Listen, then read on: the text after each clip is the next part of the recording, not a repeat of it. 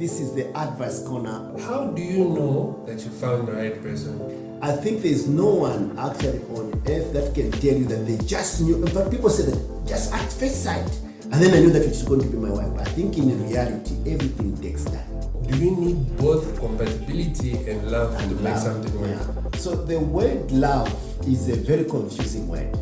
And I don't know if we read in the dictionary, we are going to have a good definition, like what is love? And then when we ask people who have experienced it, is it the same thing that they have experienced? And then how do you distinguish love from infatuation?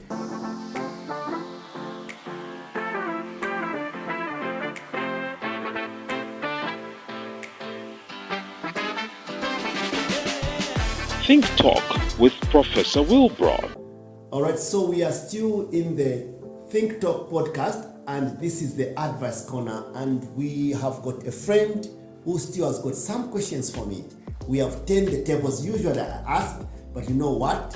I also want to be able to answer your questions. So do reach out to me and see if you've got any questions. And we are still around relationships.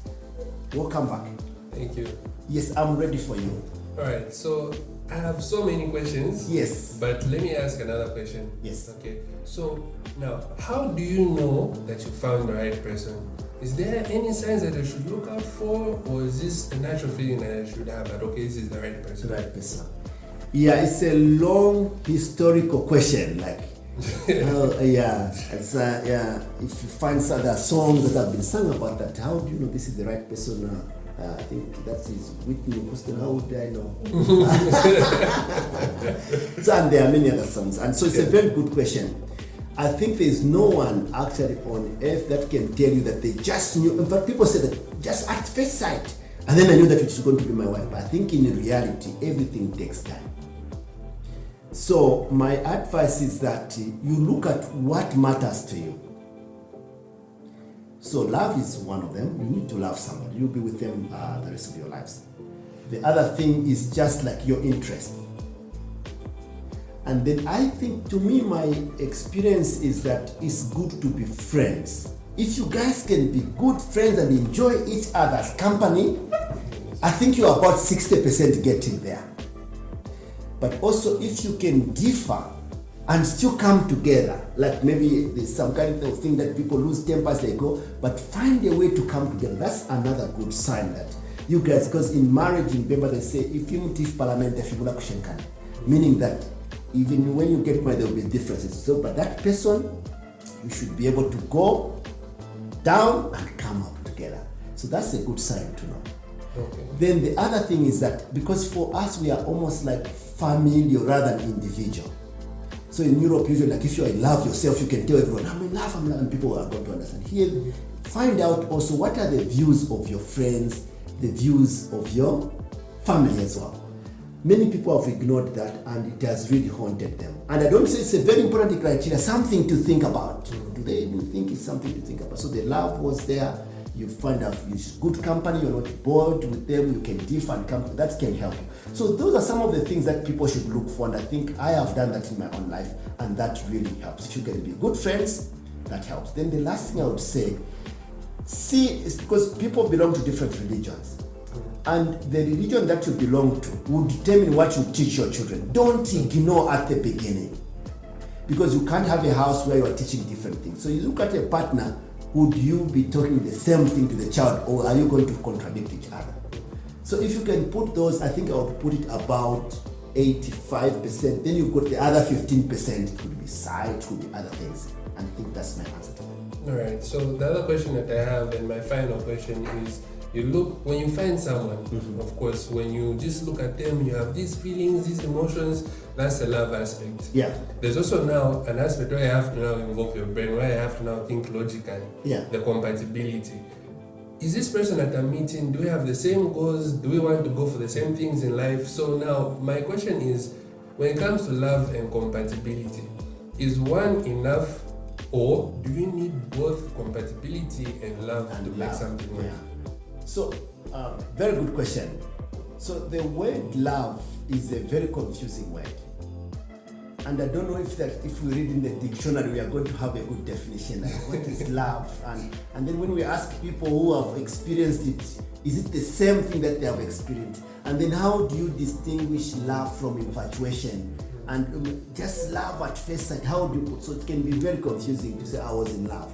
And then some people who are assuming that very much in love, the following day they are totally not in love. So what has happened to those? Does it last a minute, 2 minutes, that kind of thing? So my view is that I think you have to look at yourself and be very honest with yourself. What do you want from a woman? Like, what do you want? Is it children? Is it just to sleep with them? What do you want from them? Okay. And most of the boys, because they watch movies and they do this, they have got a wrong conception about women. And then even the beauty, maybe they look very beautiful, and maybe they put some perfume, and someone is taken over because of that. Okay, maybe the way they speak. And when I was growing up, I was taught that if the wife is very quiet, not talking too much, that's very good. Is that your view as well? Yeah, that's what I've been doing up to this point. Yeah. My wife I've married just for any information talks, so I think it's not what I was imagining. It's like a shocker. But the point is that love can be different things, and people can go to somebody for different things. But if you find somebody that you are happy to be with, and you are able to take them the way they are, and even when they do something wrong, you feel like you need to be still with those people. They say love covers multitude of sin, okay? And you are able to even forgive them when they have done even something wrong. I think that's pointing to something. Not just emotions, how I feel, it's that, are those dynamics working? That's how we define some kind of love and some indicator that they could, because we can't put a finger on love. So what is it that makes you excited about this person? I don't want it just to be an infatuation you experience or something that you think will satisfy just how you feel. It's something that you can live with. Because when you're talking about marriage, like you're saying, compatibility, that also comes in to add this feeling of warmth, friendship, and then things. In the end, in the house, when children come in, parents come in and what, it becomes a very practical place. So can you make a team? So many of our traditional upbringing say that the woman must cook, the woman must do, and then the guys are just reading newspapers. I think the modern age is to make a team. So I would say about compatibility, my word is, can you make a good team? Can you, for example, fail to come home and say, sweetheart, can you run and go and do this one because I can't do it, and she does this. You don't have money, I seem to be broke, can you help? That kind of thing, so that the atmosphere is not artificial. It's true. You can show your weakness and they understand you.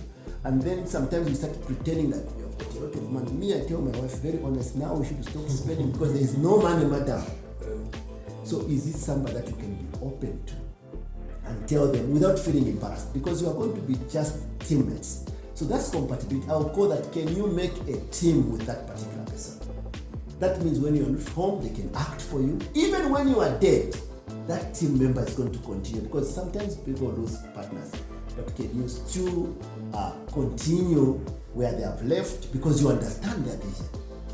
Or maybe they are not home. Can you understand what they will do? So that's the kind of advice I would give you about this love and compatibility. Because if you are just depending on just the feeling of warmth and what, and then you have a difference in the house, the warmth goes away. Can you forgive each other? Good. Can you communicate? And you are the same team, you value the same thing. And I also want to add in the spiritual things, because sometimes you meet somebody who's very spiritual, then the other person is not, they don't value the other thing. So you'll be just fighting how to go to church. Even deciding which church you are going to go is an important compatibility issue. Because you can find that you are going to church and the wife does not want to come, or they're going to this church and they go. So part of the thing you should be asking at the beginning, don't just be like feeling fun, because that is going to be practical, and also what you're going to teach your children will be very important. Okay. Excellent. Again, thank you. I've learned so much, and I'm pretty sure that even the other people that are watching have learned as much as me. Thank you, Dr. Humphrey, for being open with us, and we hope that we can also invite you another time. And if you've got any other question you remember, we are here. All right, that was your Think Talk advice, and we have to stop here. But you are there.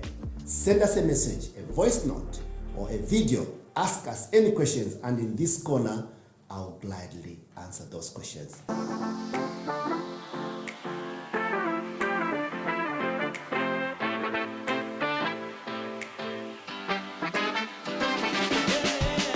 Think Talk with Professor Wilbroad.